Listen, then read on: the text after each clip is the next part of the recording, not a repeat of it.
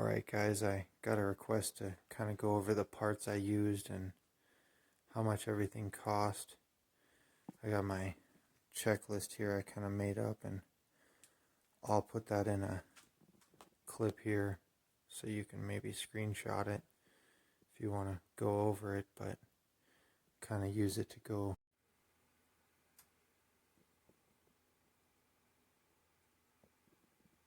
go down the list.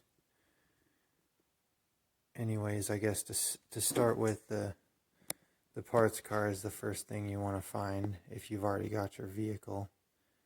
And I mean, there's a lot of personal preference in that, but I sure like to go with the cheapest thing I can find. So the best car in your area is probably what I would go with. At least that's what I've done on mine. I mean, I know some people prefer the BHW or the common rails, and I've watched a lot of guys do their swaps, and honestly they really seem to all perform very, very well. I haven't seen any that are like abnormally better. Obviously the BHW and the common rails have a stronger bottom end, but I also don't see the ALHs and even the older ones. I don't see them break a whole lot. It just depends on how you put it together. But anyways, both of my parts cars were probably about $1,000 invested, $800 for the Toyota.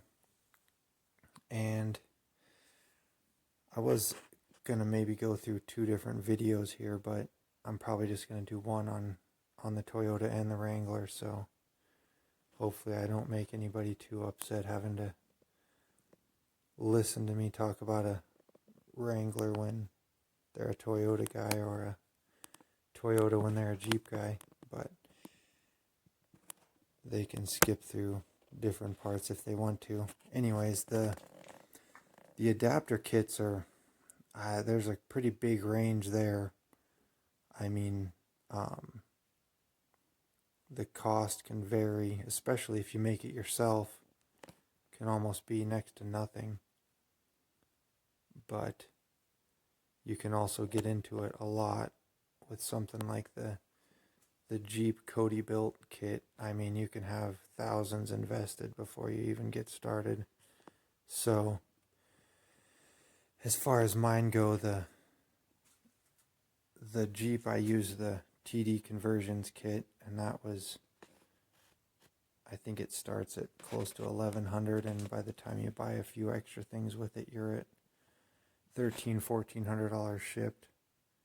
And I used the Acme kit for the Toyota, and I actually got it used, but those run about $700 to $800, and I put about $500 into getting it shipped to me, so that was a great deal.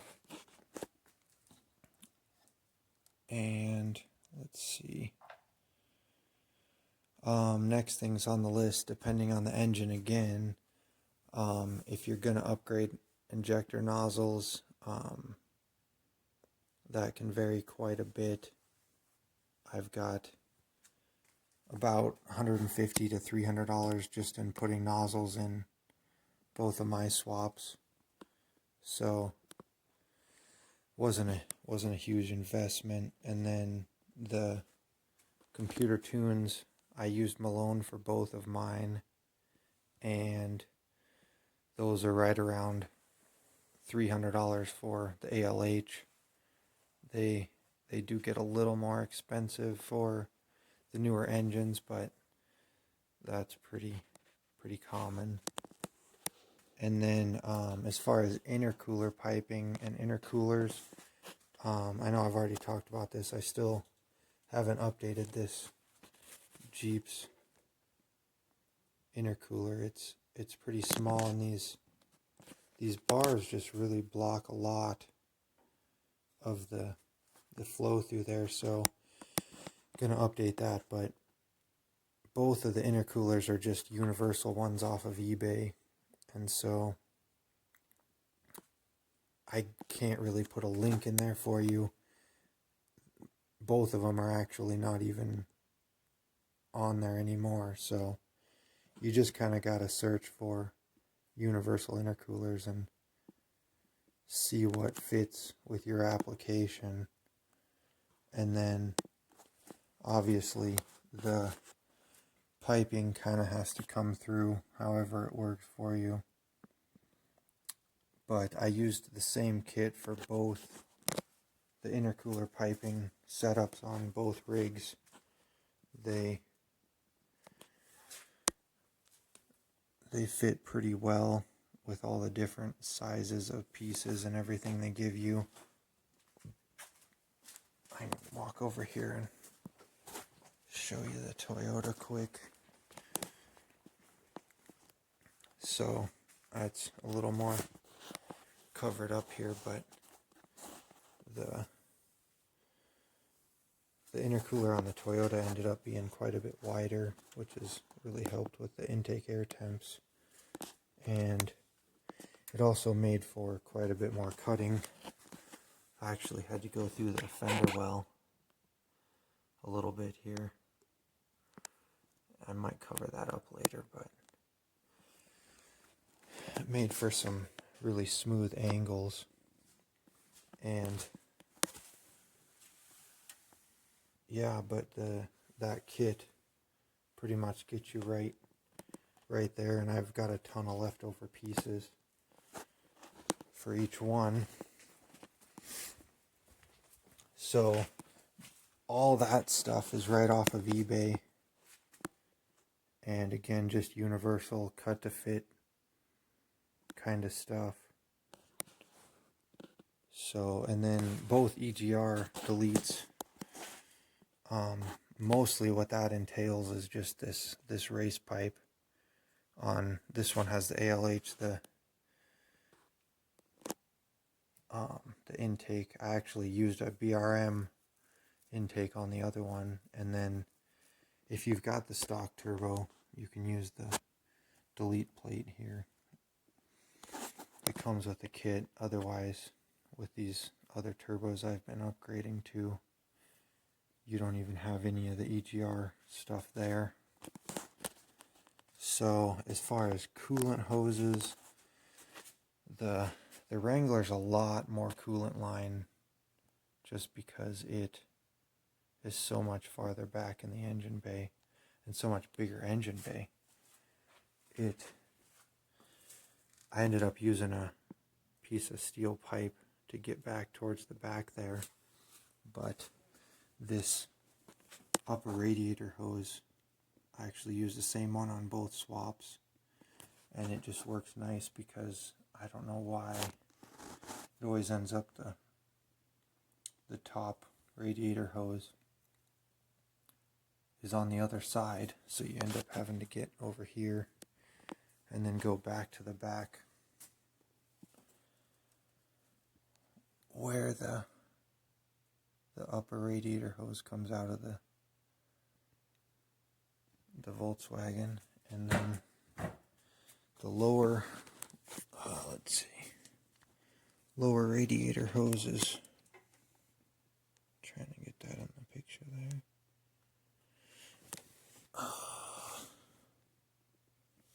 There's quite a few hoses there to see, but anyways, biggest thing is tying that out of the way to get up to that lower port that is actually pretty high. It ends up being, seems like it's halfway up on the engine. And anyways, that lower hose on my Jeep at least ended up being mostly just pieces of the existing coolant lines from the Jeep and the Volkswagen. It was a lot easier on the Toyota, although I'm going to have to move it once I get power steering set up on this. But again, I use that same upper hose, and it actually came clear around to about here. And the back half of this ended up being, I can't remember if it's the upper or lower radiator hose on the Volkswagen, but it actually fit right, kind of curved and snaked through around the oil filter housing perfectly to connect to the back there. So I reused that half, and then this half is new. And I already have it linked in the other video I made, but this lower radiator hose is almost a direct fit. At least I think I'm going to have to tie it over here out of the way to make room for the belt once the power steering is back on. But that hose almost just plugged right in. Worked really well for that lower radiator hose. And so, at least on the Toyota, those two hoses were about $30 each. So, then if we go back over here, next thing would be gauges. So, that was kind of completely different for each swap, but I liked the dash on the Jeep, and so I went ahead and left that. Let's see if I can squeeze in here. And yeah, so left the Jeep gauges all working, and then I added EGT here and oil temperature and boost over on this side. And yeah, those are just random gauges off of eBay. I know you can put a lot of money into that, but I wasn't too particular, so those didn't end up costing that much.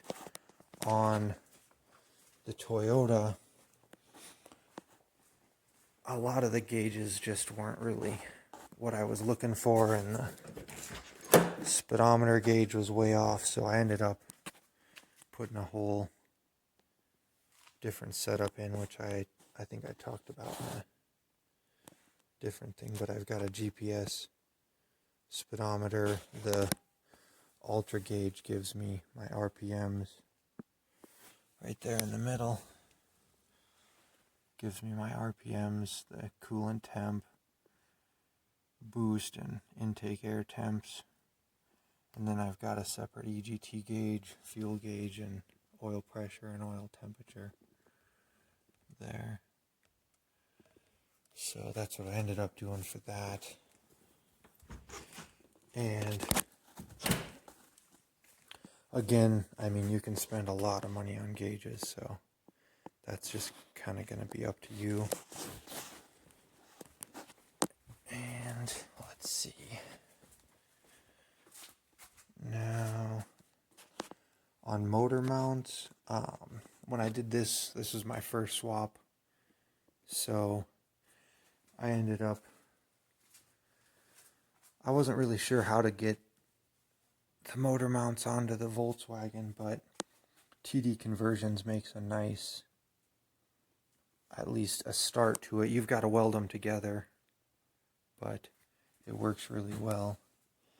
And I can't really get a video of it, but I've posted other videos going through those down below the turbo and everything, and you can check those out, or I can send you a picture if you want to PM me. Anyways,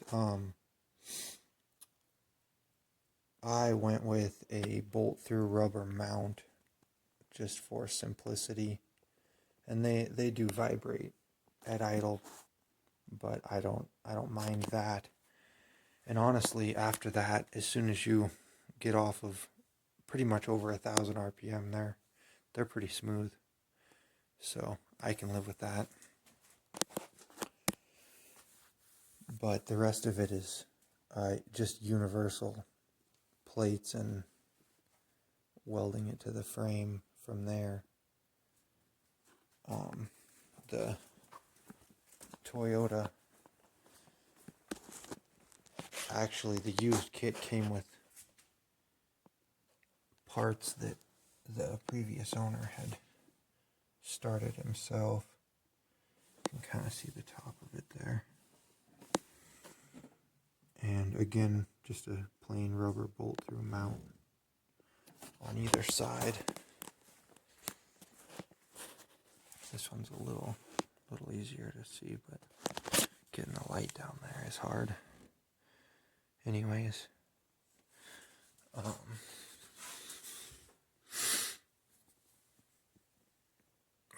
can't get in there, but yeah, basically just welding some plate and some C-channel, and it's not too bad getting those in there. And then obviously a timing belt kit. If you know what the timing belt is at, if it's got a sticker on it, or you were able to verify things, I guess that's really up to you. On this Jeep swap I had the timing belt kit and information and the sticker, so he knew exactly where it was at, so I was good with going with that. On the Toyota, I didn't have that information, so I went ahead and put the timing belt kit in. I just got a $200 setup, so that was an extra expense there versus the Toyota. And let's see, obviously the AC delete pulley. If you aren't going to try to source a bracket, that pulley down there on the bottom makes it to where you can run the factory serpentine belt without having the AC in there. And I mean, obviously if you're going to do the AC, that's a whole different story, but I don't need AC where I'm at, so that's the easiest solution there, to keep everything and not have to move everything around. I'll be adding that to the Toyota whenever I do the power steering. And then next would be a turbo upgrade. I've had a bigger turbo on this Jeep for a while. I actually have the stock turbo on it now, and that's what was on it when I first did the swap. And that's really going to depend on how much power you want. But honestly, once you get the swap in, upgrading the tune and the turbo, even the injectors, it's so much easier. I guess the injectors are really easy in the car, but everything else is really, really hard to get to as far as getting the turbo off and everything. It's a piece of cake in these swaps. So, I mean, in my opinion, it's worth trying the stock turbo to see if it's adequate for what you need, and tune it to be able to run that. But again, that's going to be personal preference. I live at pretty high elevation, and so I'm running a lot of boost on the interstate at 80 mile an hour. So the EGTs can get pretty high, and I chose to go with the bigger turbos for that reason. I'm looking at a different turbo now to put on the Jeep, so I've just got this on for now. Well, I already sold the turbo that was on there, and this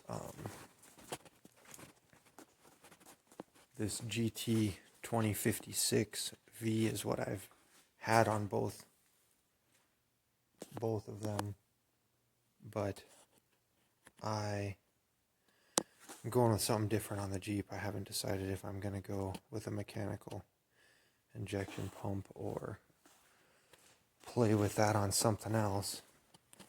but either way, upgrading the turbo is a pretty big investment. I mean, that's usually at least $600, if not over $1,000 more. So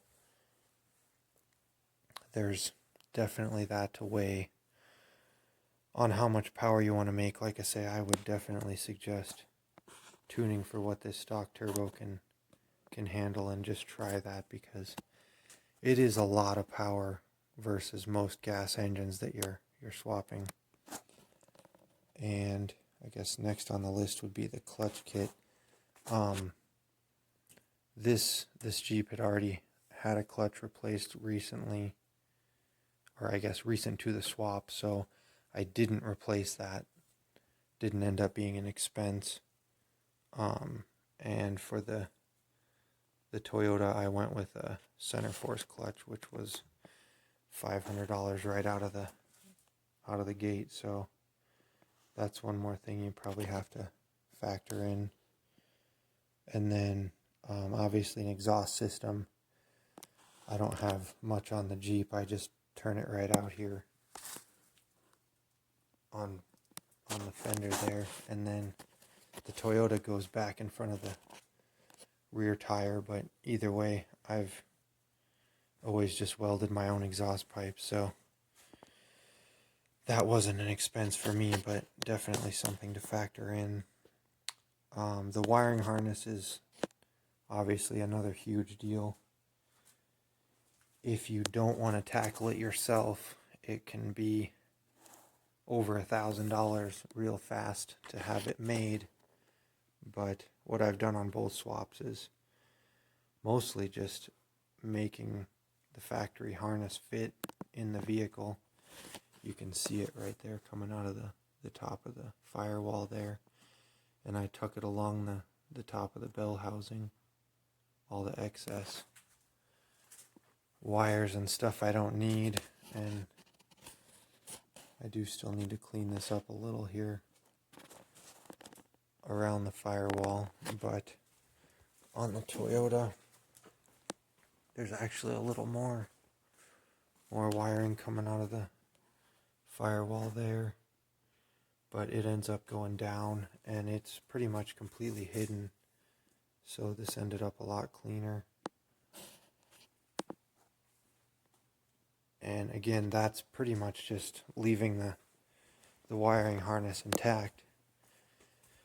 So it really depends on what you want to do there.